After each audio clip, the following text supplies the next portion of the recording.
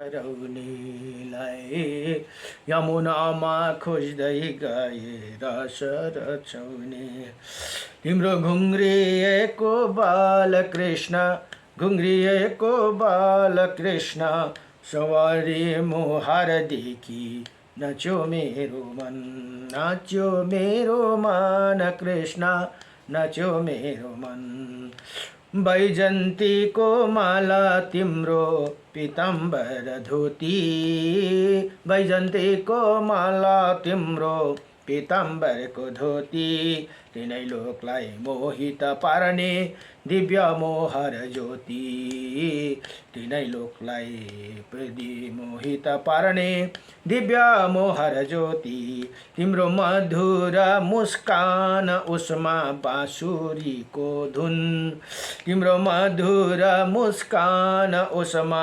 बाँसुरीको तान देखि नाच्यो मेरो मन नाच्यो मेरो मन कृष्ण नाच्यो मेरो मन घुङ्रिएको बालकृष्ण सवारे मोहरदेखि नाच्यो मेरो मन किरीट कुण्डल झलमल गर्ने झल्क्यो मुकुट शिरमा किरीट कुण्डल झलमल गर्ने झल्क्यो मुकुट शिरमा चौधै लोकलाई मोहित पार्ने बाँसुरी छ हातमा चौधै लोकलाई मोहित पार्ने बाँसुरी छ हातमा नाचे राधासँग श्याम गाए गोपिनीले गानदेखि नाच्यो मेरो मन कृष्ण नाच्यो मेरो मन नाच्यो मेरो मन कृष्ण नाच्यो मेरो मन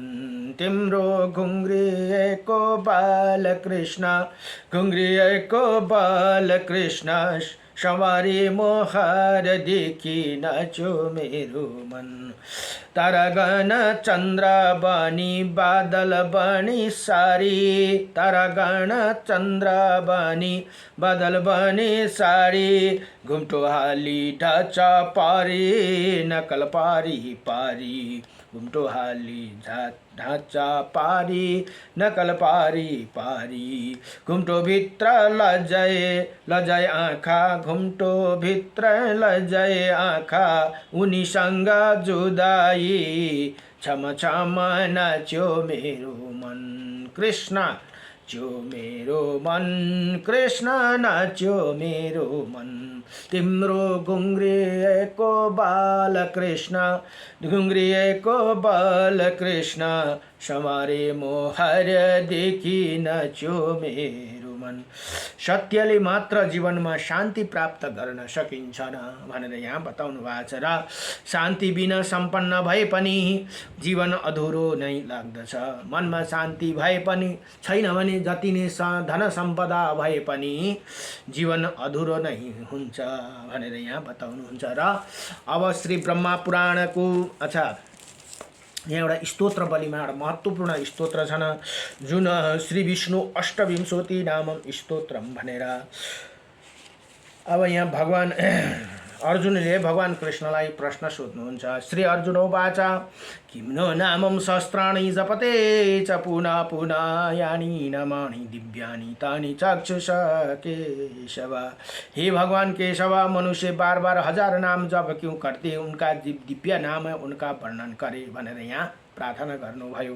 अब श्री भगवान उवाच भगवान भन्नुहुन्छ मच्छं कुर्मं वराहं च वामनं च जनार्दनं गोविन्दं पुण्डरीकाक्ष माधवं मधुसूदनं पद्मनाभं शास्त्राक्षं वनमाली हलायुधं गोवर्धनं हरिकेशव वैकुण्ठं पुरुषोत्तमं विश्वरूपं वासुदेवं रामनारायणं हरिं दामोदरं श्रीधरं च वेदङ्गं गरुडध्वजं अनन्तकृष्ण गोपालं जपते नास्ति पातकम यी 28 वटा नाम जप्यो भने चाहिँ 1000 नाम जपेको फल प्राप्त गर्दछन् भनेर यहाँ बताउनु गावं कोटि प्रदनस्य अश्वमेधस्य च कन्यादानं शास्त्रणं फलं प्राप्नोति मानव अमावास्यया पूर्णिमास्यम् एकदशं तथैव च सन्ध्याकाले स्मरे नित्यं प्रातःकाले तथैव च मध्याह्ने च जपे नित्यं सर्वै पाप प्रमोच्यते भनेर यहाँ भगवान भन्नुहुन्छ हे अर्जुन यी नाम जप गर्ने यो 28 वटा नाम छन् है जम्मा अर्जुन मत्स्यं कुर्मं वरां च जनार्दनं गोविन्दं पुण्डरीकाक्षं माधवं मधुसूदनं पद्मनाभं शास्त्रक्षं वनमाली हलायुधं हरिकेशव वैकुण्ठं पुरुषोत्तम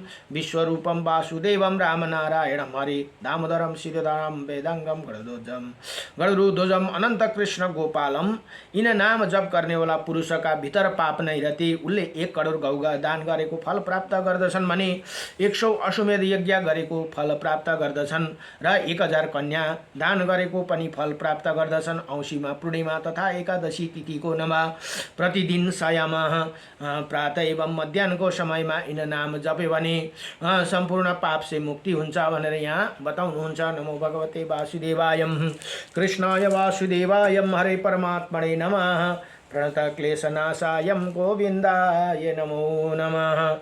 श्री कृष्ण गोविंद हरि मुरारी नाथ नारायण वासुदेव कृष्ण घन श्याम तेरा नाम अनमोल कृष्ण घन श्याम तेरा नाम अनमोल। राधे गोविंद हरि बोल राधे गोविंद हरि बोल राधे गोविंद हरि बोल राधे गोविंद हरि बोल। र यहाँ आज श्री अब ब्रह्मा पुराण को 71 अध्यायमा भगवानको अवतारका उपकर्मका वर्णन भनेर यहाँ बताउनुहुन्छ। श्री ब्रह्मा पुराणमा जम्मा यहाँ 107 अध्याय छन् भने 10,000 श्लोक भनेर बताइएको छन्। अब यहाँ भन्नुहुन्छ व्यासजी यहाँ अरु मुनिवरलाई बताउनुहुन्छ। अरु मुनिवरले प्रश्न गर्नुहुन्छ भने व्यासजीले यहाँ बताउनु हुँदैछ, हे मुनिवर हो, अब मैं संक्षेप में श्री हरि का अवतार का वर्णन करता हूँ, सुनो। आहा, हेर्नुहोस् त आज एकादशीको दिन भगवानका अवतारको कथा कस्तो दिव्य। अब मैले पनि यो अगाडि हेर्दिनँ, म आज पढिसक्यो, अर्को अध्याय पनि थाहा हुँदैन, भोलिपल्ट पर्लक्कै पन्ना पल्टाउँदा यो भेटिन्छ। आज अब यहाँ भन्नुहुन्छ, भगवान इसी पृथ्वी का भार उतारने की इच्छा से अवतार लेते हैं। जब जब धर्म की अधर्म की वृद्धि और धर्म का ह्रास होने लगता है, तब तब भगवान जनार्दन अपने स्वरूप का 2 भाग करके अवतीर्ण होते ही साधु पुरुष रक्षा, धर्म की स्थापना, दृष्टि तथा अन्य दान द्रोही दमन और प्रजा का पालन करने के लिए प्रत्येक युग में अवतार धारण करते हैं भनेर यहाँ बडो दिव्यसँगले बताउनु भयो। पहिले की बात, ये पृथ्वी अत्यंत भार से पीड़ित हो। वो मेरु पर्वत के देवताओं के समाज में गई और ब्रह्मा आदि सब देवताओं को प्रणाम करके खड़े एवं करुणा मिश्रित वाणी में अपना सब हाल सुनाने लगी। सुवर्ण के गुरु अग्नि, गौ के गुरु सूर्य भनेर, गौ के गुरु सूर्य तथा मेरे गुरु संपूर्ण लोका को वंदनीय भगवान नारायण भनेर यहाँ बताउनुहुन्छ व्यासजी। इसी समय वो काल नेमी आदि दैत्य मर्त्य लोक में जन्म लेकर रात दिन प्रजा को कष्ट देते रहे। सर्वशक्तिमान भगवान विष्णु ने जिस काल नेमी नाम का महान असुर का वध किया था, वही अब उग्रसेन कुमार कंस के रूप में उत्पन्न हुए भनेर यहाँ बताउनु भयो। अरिष्ट, धेनुका, केशी, प्रलम्बा, नरका, सुन्दासुर, अत्यंत भयंकर बलि कुमार, बाणासुर तथा और भी जो माँ पराक्रमी दुरात्मा दैत्य राजाओं को धर्म उत्पन्न हुए हैं, उनके मैं गणना नहीं कर सकती भनेर यहाँ वेद व्यासजी बताउनुहुन्छ। अब दिव्य मूर्ति धारी देवताओं का इसी समय ऊपर महाबली और गर्भीले दैत्यों की अनेकों अक्षुणी सेना है। हे सुरेश्वर में आप लोगों में बता देता हूँ कि उन दैत्यों के भारी भार से पीड़ित होने के कारण अब मुझसे अपने को धारण करने की शक्ति न रह गई। अब आप लोग मेरे भार उतारो भनेर पृथ्वीले यसरी प्रार्थना गर्नु। पृथ्वी का ये वचन सुनकर संपूर्ण देवताओं ने उसका भार उतारने के लिए ब्रह्मा जी ने प्रेरित किया। तब ब्रह्मा जी बोले, हे देवता हो, पृथ्वी जो हो कुछ कहती है वो सब ठीक है। वास्तव में मैं ही महादेव जी और तुम लोग सब भगवान नारायण के ही स्वरूप है। भगवान की जो विभूतियाँ है उनकी परस्पर न्यूनतम और अधिकतम बाध्य बाधकहरू बाधक रूप से रहा करती है, इसीलिए आ जाओ हम लोग क्षीर सागर के उत्तम तट पर चले, वहाँ और श्रीहरि का आराधना करके सब वृत्तांत उसे निवेदन करे। वो सब आत्मा और संपूर्ण जगत उनका ही रूप है, सदा ही जगत का कल्याण करने के लिए है। आप आपके अपने अंश से अवतार ले धर्म की स्थापना करते हैं भनेर यहाँ यसरी ब्रह्माजीले देवताहरूलाई बताइदिनु भयो। ये कहकर ब्रह्मा जी ये कहकर ब्रह्मा जी संपूर्ण देवताओं के साथ क्षीर सागर के तट पर गए और एकाग्र चित्त होकर भगवान गणरोध्वज की स्तुति करने लगे। ब्रह्मा जी बोले, हे शास्त्र मूर्ति, आपको बारंबार प्रणाम है। आपका शस्त्र बाहु, अनेकों मुख और अनेकों चरण, और आप जगत की सृष्टि पालन और संहार में संलग्न रहते ही हे अप्रमेय परमेश्वर, आपको प्रणाम, बार बार प्रणाम है। भगवान आप ही सूक्ष्म और अभी अत्यंत सूक्ष्म, परम महान और बड़े बड़े ही गुरुओं से भी अधिक गौरवशाली है भनेर यहाँ ब्रह्मा जी बडो दिव्यसँगले प्रार्थना गर्नुहुन्छ। आप प्रकृति समृद्धि, ये प्रकृति समष्टि बुद्धि महत्व अहंकार तथा वाणी के भी प्रधान मूल है। अपार कृतिमय है, संपूर्ण जगत आपका ही स्वरूप है। आप हम पर प्रसन्न हुए। हे देव, ये पृथ्वी आपकी शरण में आई है भनेर यहाँ बडो दिव्यसँगले अब पृथ्वी त्यति बेला गौको रूप धारण गरेर जानुभयो। त्यही कारण अहिले हामी गौको दुध चढाउँदा पयो पृथ्वी समर्पयामी भनेर चढाउँछौँ नि। पयो पृथ्वी भनेको दूध पृथ्वी माताकै रूप मानिएको छ गौलाई पनि। यहाँ गौको रूप भएर जानुभएको छ भनेर गौको रूप धारण गरेर आउनु भएको छ भनेर ब्रह्माजी भन्नुहुन्छ। यहाँ महत आपकी रूप स्वरूप हम पर प्रसन्न हुए, देव पृथ्वी नाम की शरण में आई है। इसी समय भूतल पर जो बड़े बड़े असुर उत्पन्न हुए, उनके द्वारा पीड़ित होने से इसी को पति पर्वत रूपी बंधन शिथिल पड़ गई है। आप संपूर्ण जगत के परम आश्रय, आपकी महिमा अपरम पार है भनेर यहाँ बडो दिव्य प्रार्थना गर्नुहुन्छ। अतः ये वसुधा अपना भार उतारने के लिए आपकी ही सेवा में उपस्थित हुए। हम लोग अभी यहाँ उपस्थित हुए। ये इंद्र दोनों हो, अश्विनी कुमार वरुण रुद्र वसु आदित्य वायु अग्नि तथा अन्य संपूर्ण देवता यहाँ खड़े। ये देवेश्वर मुझे तथा तो इन देवताओं को जो कुछ करना हो उसके लिए आज्ञा दीजिए। आपको ही आदेश का पालन करते हुए हम लोग सदा संपूर्ण दोषों को मुक्ति होंगे भनेर यहाँ ब्रह्मा जी ले बड़ो दिव्य प्रार्थना गर्नु। ब्रह्मा जी का इसी प्रकार स्तुति करने पर परमेश्वर भगवान श्री विष्णु अपने श्वेता और कृष्ण दो केस उखाड़े और देवताओं से कहा, मेरे ये दोनों केस ही भूतल पर अवतार ले पृथ्वी के भार और कलेश का नाश करने के संपूर्ण देवता और अपने अंश में पृथ्वी पर अवतीर्ण हो भनेर यहाँ सबै देवताहरूलाई पनि भगवानले आदेश दिनुभयो। पहिले उत्पन्न हुए उन्मत्त दैत्यों के साथ युद्ध करी, इसी में संदेह नहीं। नाना प्रकार के अस्त्र शस्त्रों से चूर्ण होकर संपूर्ण दैत्य नष्ट हो जाएंगे। वसुदेव की पत्नी जो देवकी देवी है, उनके आठवें गर्भ में मेरे ये श्याम का केश प्रकट होंगे भनेर यहाँ बताउनु भयो। अब भूतल पर अवतीर्ण हो, ये कालनेमी के अंश में उत्पन्न हुए कंस का वध करेगा। ये कहकर भगवान श्रीहरि अंतर्ध्यान हो गए। अदृश्य हो जाने पर उन्हें परमात्मा को प्रणाम करके संपूर्ण देवता मेरु पर्वत के शिखर पर चली गई और वहाँ से पृथ्वी पर अवतीर्ण हुए। एक दिन महर्षि नारद से कंस को जाकर कहा, हे देवकी के आठवें गर्भ में भगवान विष्णु का उत्पन्न होंगे जो तुम्हारा वध करेंगे। ये सुनकर कंस को बड़ा क्रोध हुआ। उसने अपनी देवकी तथा वसुदेव को कारागार में बंदी बना लिया। अब इसको कथा यहाँ संक्षिप्त में बताए। अब कंसले आफ्नो बहिनी देवकी को वसुदेवसँग विवाह गरिदिन्छन्, तर यहाँ विवाहको प्रसङ्ग आएन। यहाँ छोटकारीमा बताए। अब उसले आफ्नो विवाह भएर आउँदै गर्दाखेरि आकाशवाणी भएको भनेर कुरा श्रीमद् भागवत महापुराणमा बताइएको छन्। अब यहाँ कारागारमै बन्दी बना लिया भनेर यहाँ भन्नुहुन्छ। अब वसुदेव अच्छा वसु र वासु, वसुदेवका पुत्र हुनाले भगवान कृष्णको नाम वासुदेव भनेर भन्छ। पिताको नाम चाहिँ वासुदेव होइन है, वसु वा र सुदेव मात्रै हो। भगवानको चाहिँ वालाई आकार र सु सलाई बडौकार लाउँदा वासुदेव हुन्छ। यहाँ वसुदेव र वासुदेव अलग अलग हुनुहुन्छ। यहाँ भन्नुहुन्छ वसुदेव ये प्रतिज्ञा की थी कि देवकी के गर्भ से जो पुत्र उत्पन्न होंगे उसे मैं स्वयं लाकर दिया करूँगा भनेर यहाँ ती कंसले आउँदै गर्दा बाटोमा आकाशवाणी भयो। त्यतिखेरै तरवार निकालेर आफ्नो बहिनीलाई मार्नु खोज्दा ती भगवानका पिता वसुदेवले त्यतिखेरै प्रतिज्ञा गरेका थिए, हामी जति सन्तान हुन्छौँ तिमीलाई ल्याएर अर्पण गरिदिन्छौँ भनेर यहाँ प्रतिज्ञा यहाँ भन्नुहुन्छ।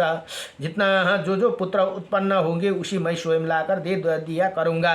इसके अनुसार उन्हें अपना प्रत्येक पुत्र कंस को अर्पित कर दिया। सुना गया है कि प्रथम उत्पन्न हुए 6 गर्भ हिरण्यकशिप के पुत्र थे, जिन्होंने भगवान विष्णु की प्रेरणा से योग निद्रा क्रमशः देवकी के उदर में स्थापित कर दिया था। योगी निद्रा भगवान विष्णु के महामाया और जिसे अविद्या स्वरूप संपूर्ण जगत के मोहित कर रखा है। उसी ने श्री हरि को कहा, हे निद्रे है, तुम मेरी आज्ञा से जो और पातालवासी 6 गर्भ को एक एक करके देवकी के गर्भ में पहुंचा दो, तो सब कंस के हाथ में मारे जाएंगे। तत्पश्चात मेरे शेष नाम का अंश अपने अंश से देवकी के उधर में 7वें गर्भ में रूप में प्रकट होंगे भनेर भगवानले यसरी बताउनु भयो। अब वसुदेव जी की दूसरी भार्या रोहिणी आजकल गोकुल में रहती है, तू प्रवास काल में वो गर्भ रोहिणी के वहाँ उधर में डाल देना भनेर यहाँ भगवानले योग मायालाई यसरी आदेश दिनुभयो भगवान नारायणले। र 7औं गर्भ बलरामजी हुनुहुन्थ्यो, बलरामजीको लाई त्यो गर्भ उता लगेर रोहिणी माताको त्यहाँ सारिदिनु भयो योग मायाले। र 8औं गर्भमा मेरो भगवान श्री राधा माधव प्राकट्य हुनुभएको भनेर कथा आउँदछ। उसके विषयमा लोग यही कहेंगे कि देवकी की 7वें गर्भ भोजराज कंस के डर से गिर गया। गर्भ का संकर्षण सारेको हुनाले उनको नाम भगवान बलदेव का नाम संकर्षण पनि हो। होने से रोहिणी का वो वीर पुत्र लोक में संकर्षण नाम से विख्यात होगा भनेर पनि यहाँ बताइदिनु हुँदैछ। उसके शरीर का वर्णन श्वेता गिरी के शिखर पर भाती है गोर होगा। तदंतर मैं देवकी की उदर में प्रवेश करूँगा, उसी समय तुझे भी यशोदा के गर्भ में अवलंबा प्रवेश करना होगा भनेर योग मायालाई भन्नुभयो। म यता देवकीको गर्भमा आउँछु भने तिमी यशोदाको गर्भमा जानु भनेर यहाँ बताइदिनु भयो। अब ऋषि वर्षा ऋतु में श्रावण